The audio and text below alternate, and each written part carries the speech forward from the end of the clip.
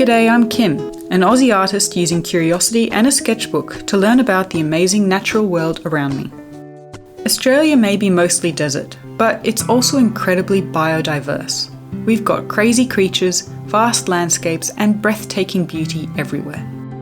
Over the past few years, I've come to realise the importance of the environment, not just for me personally, but for the planet's health too. So I started nature journaling in 2020 as a way to connect, learn, and share.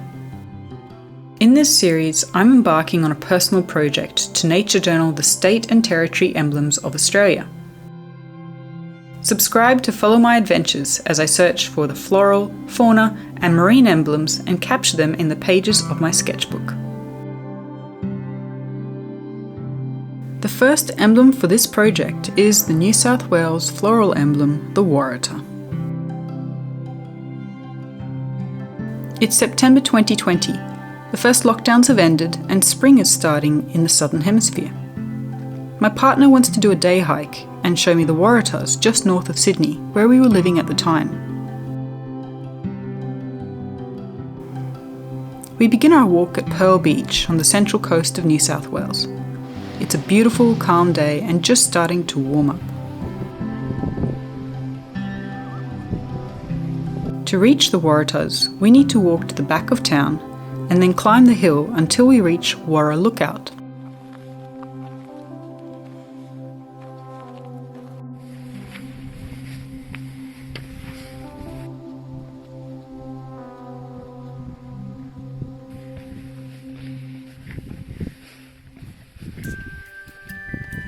At the top, we were rewarded with the amazing view across the Hawkesbury River and could even spy Barrenjoey Lighthouse.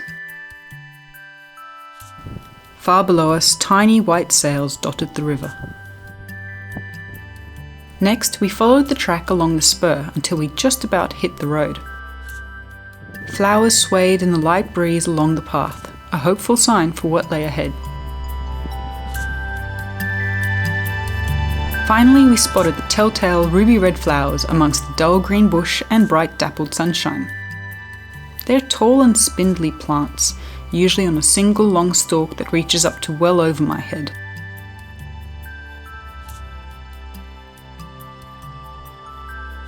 The leaves remind me of Banksia, and actually they're part of the same family of Proteaceae, or the Protea family.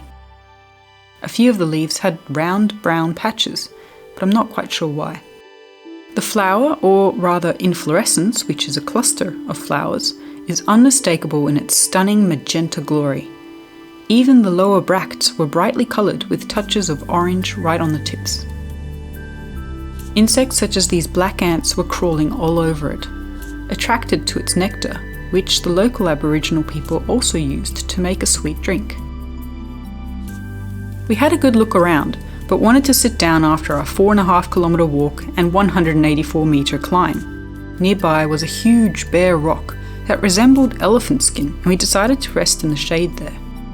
While I drank a cup of tea, I started adding metadata to my page. I then launched into my initial observations of the overall shrub, colourful flowers, and toothed leaves, while only getting slightly distracted by an interesting ant with a yellow abdomen.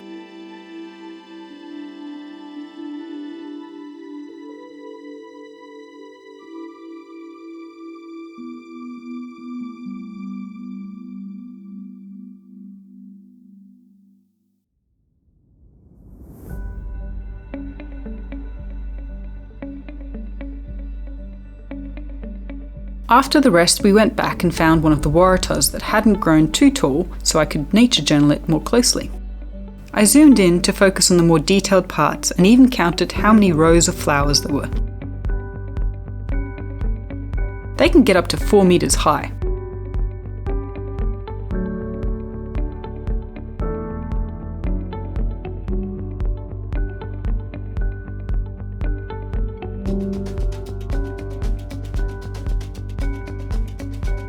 When I got home, I did some research based on the questions that arose from my drawing session, and one of the interesting facts I learned was that the Waratah relies on pyrogenic flowering. For more information on the Waratah, use the link in the description to read the related article on my website.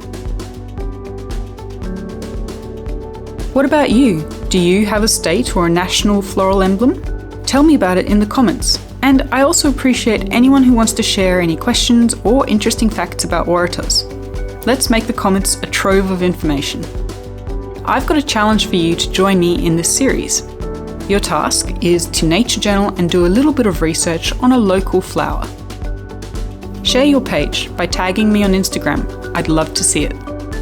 I've also recently painted the Waratah, so if you want to see how I do that, then watch this video next. Thanks for watching, and I'll catch you in the next video.